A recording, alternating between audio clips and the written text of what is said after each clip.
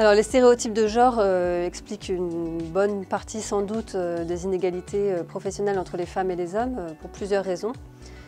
D'abord, les stéréotypes, c'est une des explications aux discriminations, notamment par ce qu'on appelle les biais inconscients.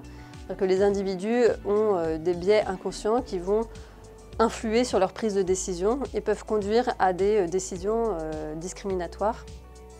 Par exemple, si on a un stéréotype selon lequel les femmes sont plus empathiques, mais plus fragiles, on va avoir peut-être plus de difficultés à nommer une femme dans une position délicate avec une équipe compliquée, par exemple.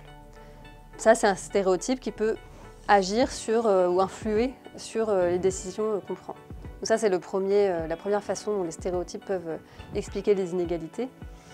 Par ailleurs, les stéréotypes contribuent aux inégalités aussi parce qu'ils conditionnent les comportements des individus.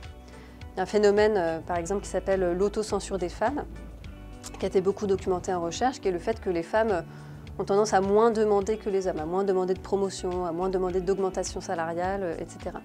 Et cette autocensure, elle s'explique en grande partie par le fait que les femmes elles ont moins confiance en elles. Si elles ont moins confiance en elles, c'est parce qu'elles ont été socialisées différemment, donc elles ont été éduquées d'une façon différente par rapport aux garçons, et souvent elles ont moins confiance en elles, donc elles vont moins demander de promotion, d'augmentation.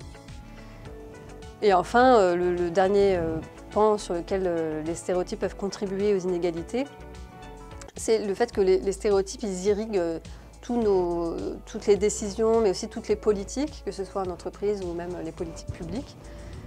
Aujourd'hui, par exemple, un bon exemple de politique publique qui est fortement empreinte de stéréotypes de genre, c'est les politiques sur les congés de maternité ou congés de paternité.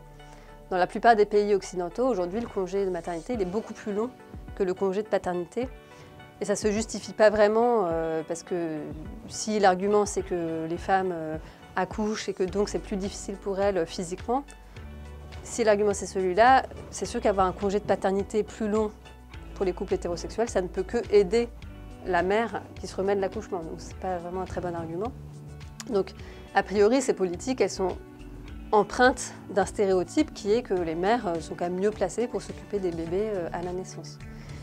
Donc on voit bien que finalement l'ensemble des politiques, l'ensemble des processus qui régissent la vie sociale sont fortement empreints de stéréotypes et conditionnent les rapports de genre, y compris en entreprise.